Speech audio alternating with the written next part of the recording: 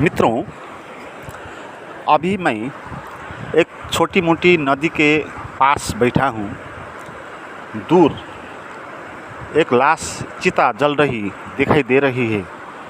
मित्रों, मैं उसको देखकर ये दिमाग में विचार आया है कि वो एक आदमी मरा और कितने आदमी मरते हैं विश्व भर। एक मिनट में कितने आदमी मरते होंगे। लगातार मृत्यु चल रहा है। ऐसा कोई भी क्षण नहीं है जहां लोग नहीं मर रहे। कहीं ना कहीं पर कोई ना कोई आदमी हर पल मर रहा है और एक ही क्षण में बहुत सारे मर रहे हैं। और उसको मैं जब देखता हूँ तो ख्याल आता है कि मरने से पहले कल तक उसने जो भी जीवन जिया है वो कैसा जीवन उसने जिया होगा। सीधे ही अनुमान हम लगा सकते हैं सामान्य से आदमी होगा और वही काम, क्रोध, लोभ, ईर्ष्या, जलन, अंधकार, अज्ञान इसमें जी रहा होगा। और 5-6 फुट का उसका शरीर होगा और उतना ही होगा। और मन होगा जहाँ पर आशाएं उसे जीवित रखी होगी, इच्छाएं उसे जीवन जीने के लिए धक्का देता रहा होगा। तो ऐसे ही जी रहा होगा जैसे कोई स्वप्न में जी रहा है, अंधकार में जी रहा है। मैं ये कहना चाहता हूँ कि मरने से पहले अगर उसने एक बार मृत्यु को देख लिया हो, मृत्यु को ध्यान में रखा हो, तो शायद उसका जीवन बहुत सार्थक हो जाता है। तो जीवन में कुछ करके ही वो जाता है, कुछ पाके जाता है, कुछ गमा के नहीं। अभी तो कुछ गमा के जा रहा है। मित्रों, जीवन में सबसे बड़ा गुरु वो मृत्यु है। उससे बड़ा कोई गुरु है नहीं। जो बाहर के जिसको हम गुरु मानते हैं ना, वो तो केवल बौद्धिक प्यास को शांत कराने के लिए, कुछ मनोरंजन देने के लिए ही वो गुरु है। वो हमको इतना गहरा अनुभव गुरु दे नहीं सकता जितना मृत्यु दे सकता है। बाहर का गुरु से जो हम सुनते हैं उससे तो हम थोड़े ही बौद्धिक रूप में सचेत होते हैं, मगर जब आप मृत्यु पर चिंतन करेंगे तो आपका पूरा ही जीवन बदल जाएगा। तो इसलिए मृत्यु को ही गुरु मानना चाहिए, क्योंकि मृत्यु ही हमको सिखाती है कि जीवन कैसा जीना चाहिए, जीवन में क्या करना चाहिए। हमको मृत्यु से ज़्यादा अच्छे तरीके से कोई भी सिखा नहीं सकता। यह आप लिख लो, क्योंकि जब आप मृत्यु को देखोगे, याद करोगे कि मैं भी एक दिन चला जाऊंगा और कुछ वर्ष, कुछ क्षण मेरे पास है, तो वो क्षण ऐसे ही नहीं गमा देगा, है ना। वो मरने से पहले ये निर्णय कर लेगा कि जितना भी क्षण मेरा आगे है उस क्षण में मैं जीवन को जीऊँगा, है ना। वो जीने के लिए उसको अंदर से प्रेरणा आएगी।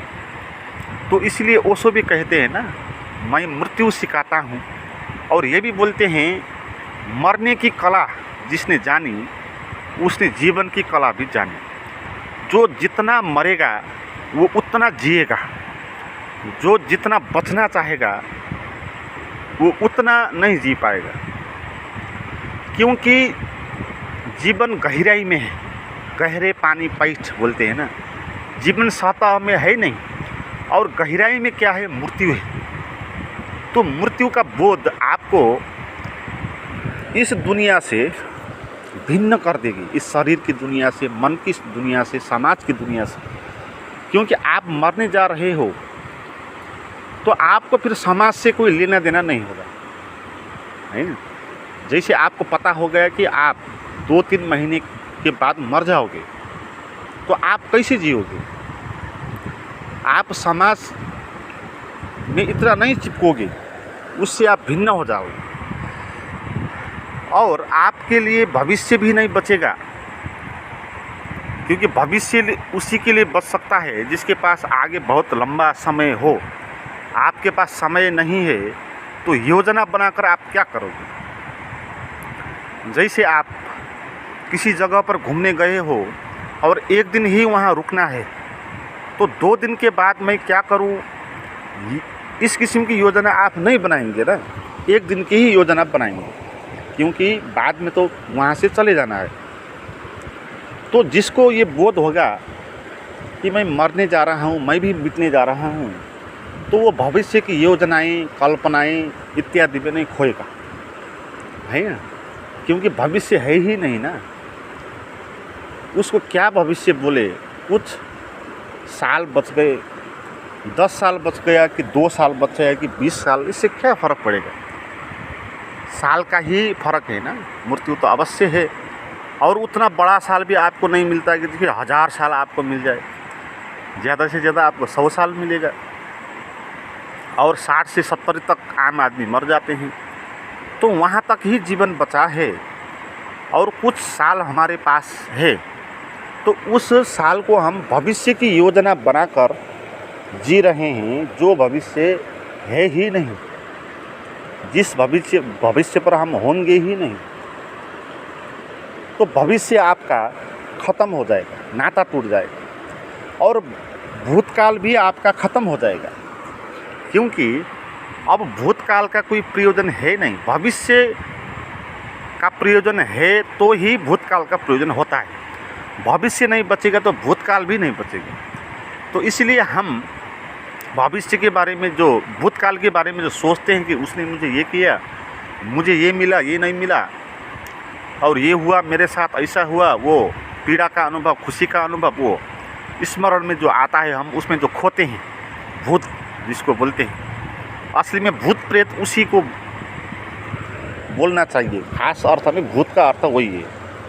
तो जो है ही नहीं, जो हम उससे प्रभावित हो रहे हैं, और वो भूत हमको लगता है, और भूत लगने के कारण हम कांपते हैं। जिसको भूतकाल की पीड़ा का अनुभव मन में आया है और उससे जो प्रभावित हो गया है, उसके ऊपर भूत चढ़ जाएगा। जो पागल होते हैं, बरबराते हैं, चैन से बैठ नहीं सकते हैं, तो उनका क्या अर्थ है? उनको भूत लगा है, और वो भूत अंदर चढ़ के उसको नचा रहा है। तो भूतकाल इसीलिए है कि हम भविष्य हमारे पास है, हम भविष्य की योजना बनाते हैं ना, तो इसीलिए उसके कंट्रास्ट में भूतकाल आता है। जैसे आपने भविष्य में कुछ योजना बनाया कि आप ये व्यवसाय कर लूँ, तो योजना बनाने के साथ ही भूतकाल भी आ जाएगा। भूतकाल आप ये बोलेगा कि आप कर नहीं सकते हो, क्योंकि विगत में आपने नहीं कर सका, तो भूत आ गया बीच में। और आप उस व्यवसाय को करने में आपकी जो दिक्कत आएगी, जो आपके दुश्मन होंगे, जो आपको भविष्य में आपको बाधा पहुंचा सकते हैं, तो उनकी याद करोगे आप। और भूतकाल में जिन्होंने आपको परेशानी किया था, तो उनको आप याद करोगे, तो भूतकाल आ गया उसमें। तो भूतकाल इसीलिए आता है ना, आपको कुछ करना नहीं है, भविष्य की योजना कुछ करनी नहीं है, ये क्षण मिला है, इसको जीना है। तो कहाँ से भूतकाल आ सकता है? भूतकाल आ ही नहीं सकता ना, वो है ही नहीं, कैसे आएगा? वो तो कल्पना है। आपने भविष्य की कल्पना कर ली, तो इसीलिए भूतकाल भी आ गया, क्योंकि वो भी कल्पना है। तो मृत्यु का बोध आपको वर्तमान में जीना सिखाएगी, और वर्तमान में जीना ही असली जीना है। लोग मर रहे हैं जीकर भी। जो भविष्य की योजना कर रहा है और भूतकाल को याद कर रहा है और उन ख्यालों में खो रहा है, असली बोले तो जी ही नहीं रहा है। वो कैसे जी सकता है? विचारों में जीना भी क्या जीना हो सकता है? आप देखें आपके जीवन में भी विचार और तर्क और विश्वास में जीना, वो क्या जीना होता है? वो एक भ्रम में एक स्वप्न देखना होता है। आपने भी जीवन में कभी गहराई का अनुभव लिया हो, कभी आपको किसी से प्रेम हो गया है ना, कभी आपको कुछ चीज़ याद आ गई, कुछ अलौकिक संगीत का आपको याद आ गया, आपको हृदय कभी आंदोलित हो गया। तो जब हृदय में वर्तमान में आप जीते हैं ना, तो वहाँ पर एक गहराई में आप जीते हैं। तो मृत्यु को देखना है, प्रतिपल याद रखना है कि मैं भी जाने वाला हूँ यहाँ से। तो इसीलिए मोह करना नहीं है, आशा रखनी भी नहीं है। आशा रख कर आप क्या करोगे? क्योंकि आशा वही रख सकता है जो होता है। हम तो हो ही नहीं जाएंगे ना, तो आशा का भी क्या अर्थ? जैसे जिंदा हो तो वो आशा रखेगा, क्योंकि भविष्य है ना, भविष्य के लिए आशा होती है। और जिसने जान लिया कि भविष्य की योजना करनी नहीं है, भविष्य है ही नहीं, उसको छोड़ देना है, तो फिर वो आशा भी क्यों करेगा?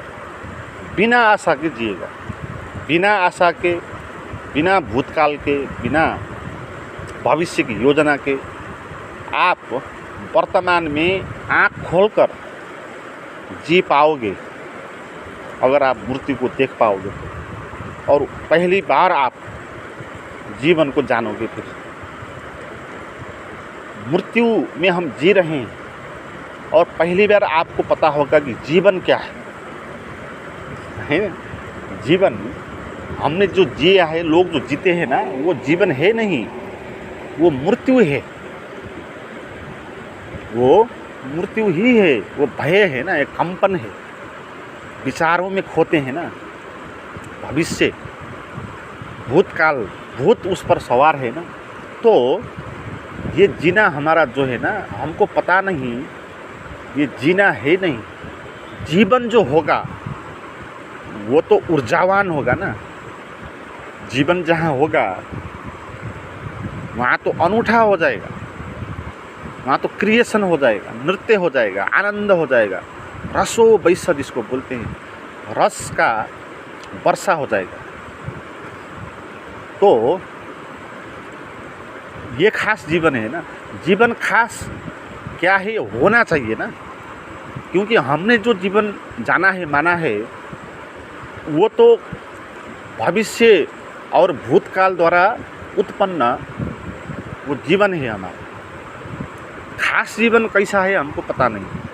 तो खास जीवन आपको पता चल जाएगा अगर आप किसी क्षण आँख खोल के जीवन को देखना चाहते हो। तो आँख खोल के मृत्यु को देखना चाहते हो तो मृत्यु आपको जीवन में ले जाएगी। यहाँ पर क्या हो रहा है, जीवन मृत्यु पे जा रहा है। अध्यात्म ठीक उल्टा है, अध्यात्म में मृत्यु जीवन पर ले जाएगी। और ये जो भौतिक दुनिया है, यहाँ पर जीवन से मृत्यु की ओर की यात्रा है। प्रतिपल मरना होता है, फिर एक ही बार नहीं, मरते जाना, मरते जाना, मरते जाना होता है। अध्यात्म क्या है, मृत्यु से जीवन की तरफ की यात्रा है ना, मृत्यु से जीवन की तरफ। इसमें फर्स्ट में मृत्यु आएगा, मृत्यु को जानेंगे, समझेंगे, और फिर जीवन जीने की कला हम में विकसित हो जाएगी। हम वर्तमान पल में जीना सीख जाएंगे, तो फिर हमारा जीवन की यात्रा शुरू होगा। उस जीवन का यात्रा तो वास्तविक जीवन, हमने तो जीवन जाना ही नहीं। मित्रों, आप इस किस्म के अनुभव में गहरा जाना चाहते हो तो मेरी कुछ प्राइवेट वीडियोज़ भी देख सकते हो। उन वीडियोज़ को पाने के लिए आप मुझे बात करें, उसका नंबर और लिंक डिस्क्रिप्शन में दिया है।